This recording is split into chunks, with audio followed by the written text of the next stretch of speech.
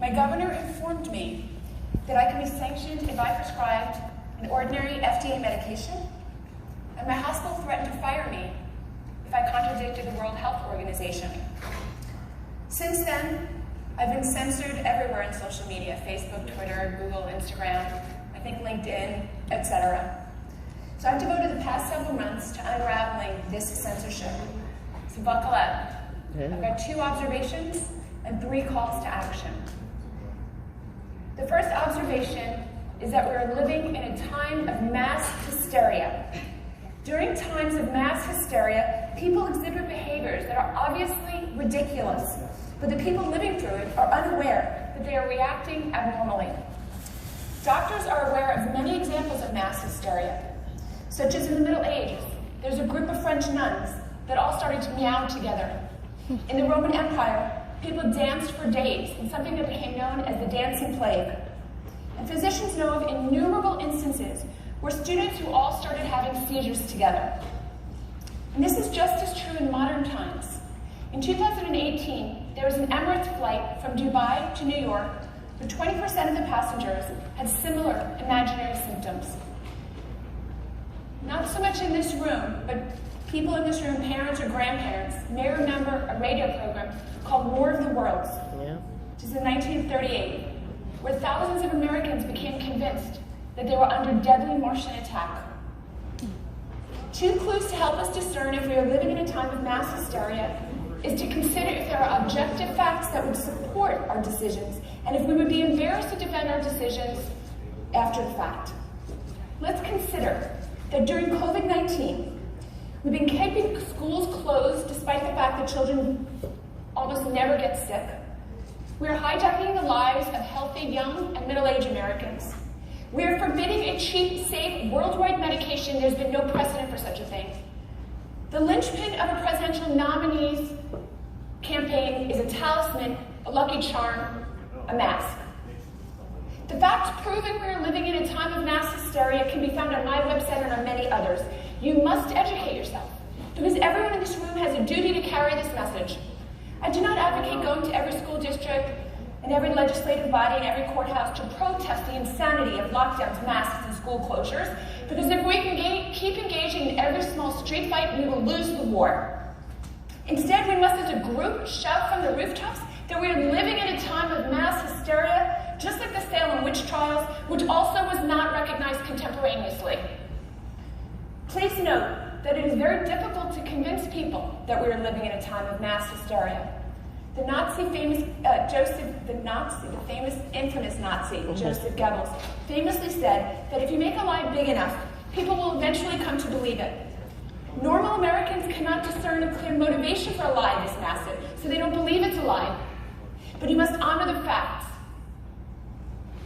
The second observation is that while we're living in a time of mass hysteria, all kinds of crazy ideas are suggested, and it is hard to know what to do. It is critical in such a moment to look to our founding fathers, our Constitution, to determine the correct path. As a physician and a lawyer, I can attest to the fact that while there's been a medical issue, there's a current and ongoing legal crisis. Most people are not even recognizing that there's a legal crisis. There's a genuine constitutional crisis, and I think it's the only time in our lifetime. Currently, most Americans are living under the rule of one person, a tyranny. How has this happened? Because governors of most states declared a state of emergency, and during an emergency, they have increased powers to do as they wish, without being subject to the normal checks and balances. The legislature doesn't weigh in, and the judiciary is slow to act. As you know, in creating our brilliant system of checks and balances, our founding fathers knew that the biggest danger of government is always going to be that the executive branch takes too much power. This is so universally understood that even the New York Times wrote in an article in May, I can't believe I'm quoting the New York Times, stating, quote, that authoritarians hate to squander an emergency. But what's most interesting is that the New York Times defined a perfect emergency as a pandemic. Why is a pandemic a perfect opportunity? Why is it better than war or natural disaster? After all, For example, Putin grabbed Chechnya during war, Hitler blamed fire to solidify power, Prime Minister of Indonesia Suharto consolidated power during civil unrest. But compared to war or natural disaster, a pandemic instills more fear and exerts more control. Let's compare a virus and a war or a natural disaster. A virus is invisible, it has no borders, it is throughout an entire nation at one time. It allows for segregation and marginalization of peoples, contact tracing, testing, quarantining, no visitors. It exerts more control than a war or a natural disaster because it makes people feel more powerless. The average citizen cannot provide aid, cannot volunteer to fight, cannot even congregate to protest. And it causes us to be dependent upon experts. Now, in case you think this is new, our founding fathers were very familiar with epidemics. There was, as an example, smallpox, plague, yellow fever, diphtheria, dengue fever, measles, typhus, and let's not forget, the 13 colonies influenza epidemic of the 1730s, that is really its name. The founding fathers knew that epidemics are a particularly great way to limit freedom because war and natural disaster brings people together, whereas epidemics are silent, stealth, no visible enemy, and there's nothing to do, which leaves people restless. I would argue that it is precisely for an epidemic that our founding fathers insisted on a Bill of Rights, because the religion of public health is a cunning foe, and it has many willing followers. So the call to action is as follows. You must recognize what is going on. We are living in a time of mass hysteria. While it may feel confusing, this is not unique. Use precedent, use the Constitution to help guide your actions. And you must recognize and name the enemy, a sub-enemy, the religion of public health. Second call to action is you must educate yourself. Our Constitution is neither right or left. We believe in these days that there's Republican and Democrat. That's not how our founding fathers envisioned it. To our founding fathers, we had anarchy on one side, we had tyranny on the other side, and the Constitution was a path in the middle. The exact problem we are facing now is predicted by the founding fathers, and is a subjugation of individual freedoms to the collectivist left, which naturally their tendency is to want to dominate. The tyrannical left can only be dominant if the electorate is uninformed. Thomas Jefferson said, if a nation expects to be ignorant and free, it expects what never was and never will be. I interpret that to mean there is no substitute for your own true understanding of the facts. You must be educated. You cannot be ignorant. That starts with the man in the mirror. You cannot influence anyone if you are unsure of the facts yourself. For that reason, I put together America's Frontline Doctors, americasfrontlinedoctors.com. Every single person here should sign up for the website, not only because there's censorship elsewhere, but look at it. Their facts are all there. You cannot be a warrior if you're not convinced yourself. You must be educated, and you must be independent of social media. It's your obligation. In other words, let me rephrase. You must know the facts, and I've divided them into medical facts and legal facts. I'm going to give you 4 medical facts and 4 legal facts. In terms of the medical facts, in terms of the virus, the majority of people with SARS-CoV-2 are asymptomatic or recover, the vast majority. It's predictable who will do badly with COVID-19. It's not that mysterious. Just like influenza, it can occasionally be lethal. But even so, the vast majority of people of all ages, including the very ill, the very elderly, will recover. And children are essentially immune for several reasons. There's also much treatment available. And for example, hydroxychloroquine. You can go on my website, you will find a telemedicine physician, you can have a consultation, you can obtain it bypassing your governors. Yes.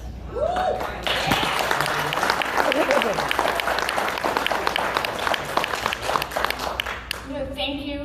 More than anything else, I love our country, and I'm very sad to see it living under tyranny. And the number one question I was asked is, how can I get my hands on this stuff? Because there's no question that it works. There's certainly no question that it's safe. Nobody's forcing anybody else to take it. But if you want to take it, you should have that right, because the FDA approved it 65 years ago, and it's safe in all patient populations. I don't think the governors have the authority to tell us what you can do. You can discuss that and decide that with your physician. So go to the website and put it in your medicine cabinet. What an awesome thing they're doing that. So those are the facts about the virus. You want more information, it's on the website. In terms of epidemiology, interesting stuff. Across the world, when any population reaches 20% antibody or close to it, the death rates start to drop. Everywhere across the world. It was just sent to me, like this happened in Chicago, they came out with a study, it was up to 20%. I'm like, well, that's not news, that's everywhere in the world. What does that mean? Well, New York hit 20% in April. The rest of the country was not that long after. This pandemic is over. They just haven't alerted the mainstream media.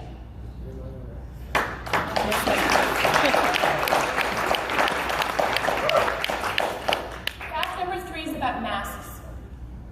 Just because I'm asked about it an awful lot. Masks are irrelevant for stopping a virus. Viruses are 1,000 times smaller than a hair. They are 50 times smaller than a bacteria. It is like saying a chain link fence can stop a mosquito. Per the New England Journal of Medicine, April 1st, quote, masks are talismans. Not logical. We are all subject to fear during crisis. Masks' greatest contribution may be to reduce the transmission of anxiety.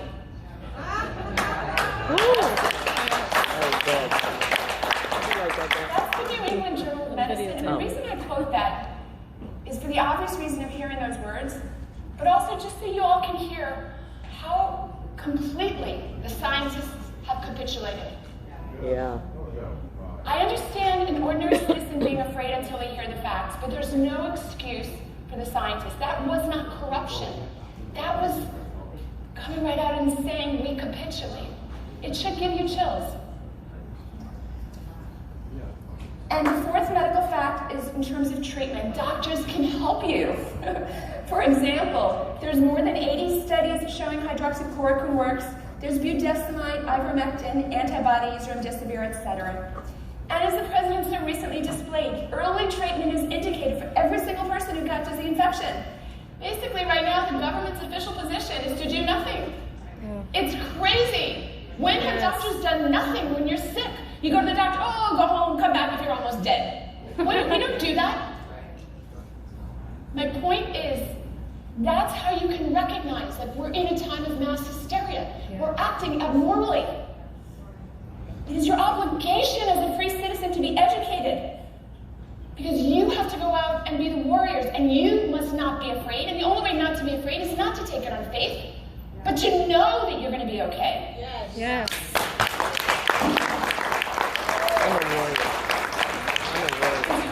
Legal facts. I'll give you 4 legal facts.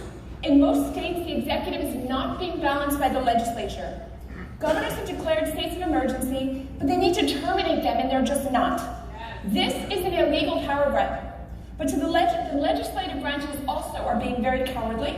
They're not enforcing their constitutional rights. So ultimately, we're going to have to ask the judiciary to enforce the executive, and I believe it will happen. It's just not going to happen fast enough. We need to establish those legal precedents, however, because this is not the only time this is happening. It's coming back. The second legal fact is, by law, we all have equal rights, but we don't have equal things. Alexander Hamilton said, inequality exists as long as freedom exists, including there is no equal right to good health, no equal right to never be exposed to a virus.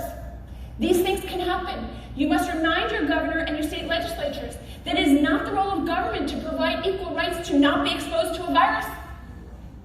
That the role of the government is simply to ensure that each of us can live free. Yes.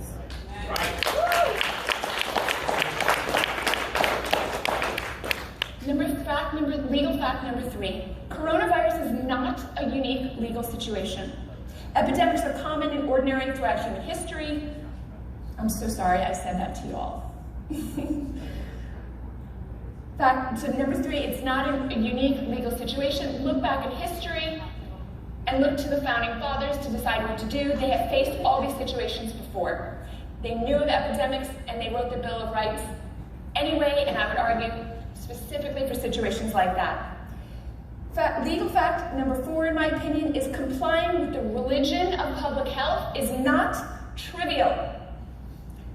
People say, oh, just put the mask on, it's just a mask. No. But you know in your soul that it's wrong, and I think you also know in your soul that it isn't just a mask. Yes.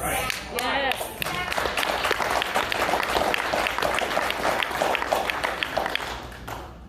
Backup from our founding fathers. Seemingly minor encroachments must be fought with all of our energy. James Madison noted that because there is a permanent conflict where a government must control the governed, but the government must also control itself, that it's prone to abuse. He says, James Madison, I believe there are more instances of abridgment of the freedom of the people by gradual and silent encroachments than by violent and sudden usurpations. I always say that word wrong. Usurpations. It is proper to take alarm at the first experiment on our liberties.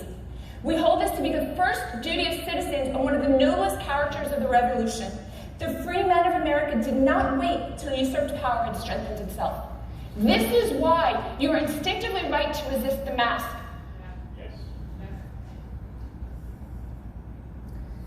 The third call to action is we must awaken the sleeping giant that's the American public. Yes. And my advice to do that is do not comply with anything that you are not forced to do. Do not wear masks, do not social distance. The exception is, do it if you must, right? I have to get on the airplane, I have to put the mask on. But at every other opportunity where you're not absolutely forced, don't do it. And the reasons are, you will strengthen your own resolve for freedom.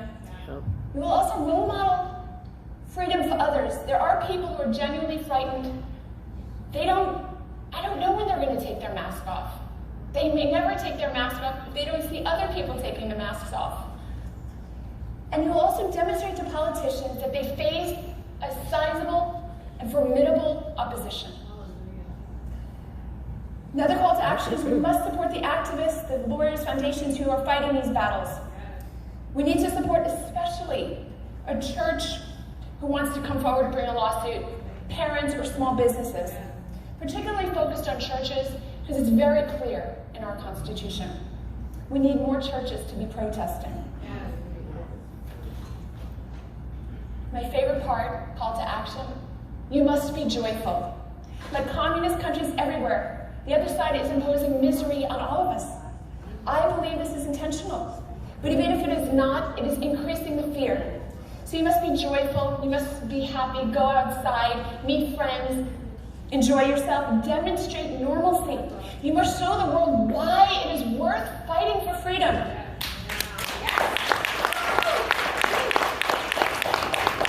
You must be a warrior. That's a fact. But you should be a happy warrior. It's part of the mission is to be happy.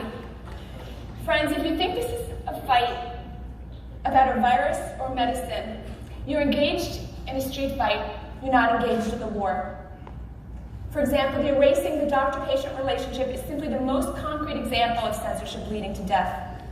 Censorship over hydroxychloroquine, for example, has killed more than 100,000 Americans, but it is nothing compared to what awaits us if we do not aggressively assert our constitutional rights. We need to live by facts, not fear. The facts are that because there is no state of emergency, governors must return the power they have taken back to the legislatures, and we must cast off the fear so legislators can vote on whether we want, for example, an internal passport tracking our COVID status, if we want a COVID tracking system developed by Google and Facebook, if we want a mandatory vaccine from a drug company that cannot be sued when they get it wrong, and if we trust the government working with big tech to be in charge of all of these solutions. We need the legislators to vote. They need to stand up. We need to pressure them. The Declaration of Independence guarantees all people 3 absolute rights: life, liberty, and the pursuit of happiness. As a physician, I know that the virus poses no increased risk to life. I think the other side thinks that the option is optional, right? That the end result is optional. We all know that that's not the case. There is no absolute right to live risk-free. So there's no increased risk to your life. But as an attorney, I know that the power grab made by the governors is an existential threat to the other 2. to liberty, and to the pursuit of happiness. The choice is not life or liberty or pursuit of happiness. The absolute right to all three is what makes America unique. Your right to life is the same as it's always been. It is liberty and the pursuit of happiness that are in mortal danger. Fight the power grab with all of your might.